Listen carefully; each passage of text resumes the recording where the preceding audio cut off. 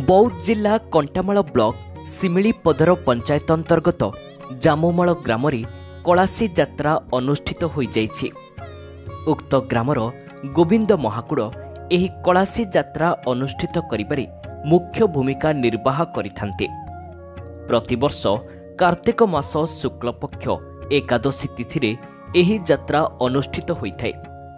एही यात्रार पूर्व दिन अर्थात दशमी राति रे ग्रामवासी एकत्रित होई बैद्यनाथ स्थित शिव मंदिर को दर्शन करने निमंते जाइथान्ते।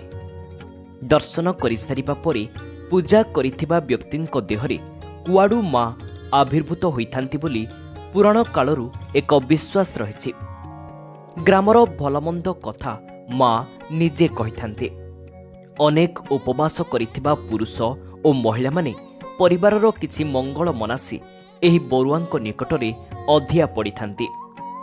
अधिया पड़िथिबा महिला किंबा पुरुष मानंकु बरुआ आशीर्वाद करी तांको परिवारर किछि भल मंद भविष्यत कथा कहिथान्ति। ता परदिन अपराह्न 3टारू कलासी यात्रा आरंभ होइथिला। बरुआ मानंक मनरे मां आविर्भूत होई विभिन्न प्रकार नाच गीत करिथिले।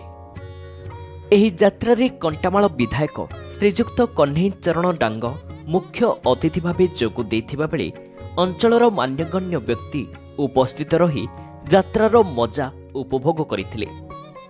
ग्रामवासींक सह ग्रामर आर्त महाकुड़ सुनील पाढ़ी, संजय देवता, विकास देवता, रिंकू कर्ण, शिबुल पंडा, दिनेश पाढ़ी, रमेश प्रधान, प्रशांत खेती, प्रभंजन खेती, सीतांशु कर्ण, बिसी कर्ण, करम सागर देवता, गगन देवता, अमित खेती, टुकुना साहू, मंटू प्रधान, आकाश कलता, मनोज थपा, दैतारी साथुआ, बृंदावन महाकुड़, अशोक झांकर, राजकुमार कर्ण, प्रदीप देवता, अनंत कर्ण प्रमुख उपस्थित रही सहयोग करथिले।